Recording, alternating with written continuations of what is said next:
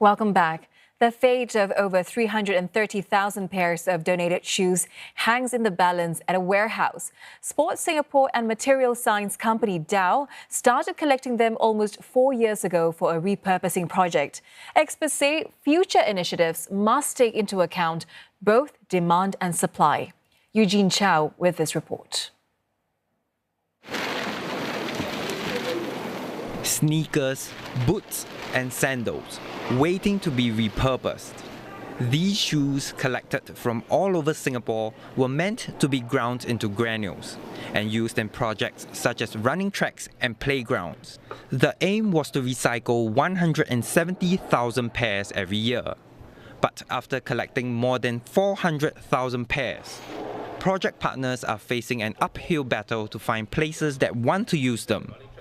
Collecting this huge amount of shoes from the public, it takes up the space in the warehouse.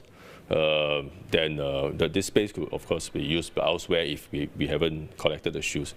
But nonetheless, we believe that by doing so, we look at the bigger picture. This amount of shoes, this big profile, would have been used to fill up Pulau Semakau. Dow, the company which launched the shoe collection with Sport SG, says there are other merits in using granules instead of the usual used vehicle tires. Using shoes from here would mean avoiding carbon emissions from importing the tires. Still, one expert says tires have been the go-to material for a reason. The car tire weight, there's only one solid material there. But for the shoe, different kind of the shoes, they got a different kind of the material, so that is not easy to control the quality. And in terms of the performance, if you use about the running track and also the playground from about the car tire weight, it will be more consistent and durable performance. This jogging track atop a condominium is one of the 18 projects that have opted to use the shoe granules. Developer CDL says the choice was in line with its commitment to sustainable solutions.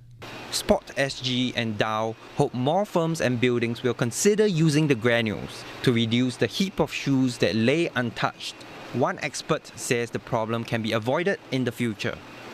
I think the most important thing is, of course, management, which include forecasting, the number of shoes you collect, and more importantly, the number of shoes you can apply in some feasible projects. So basically, it's an issue of management, and I think it is quite critical that there's matching across the two sets of numbers. Professor Loh adds that even in the event of over-collection, due diligence is needed to ensure the shoes will be used for the purposes that donors had in mind.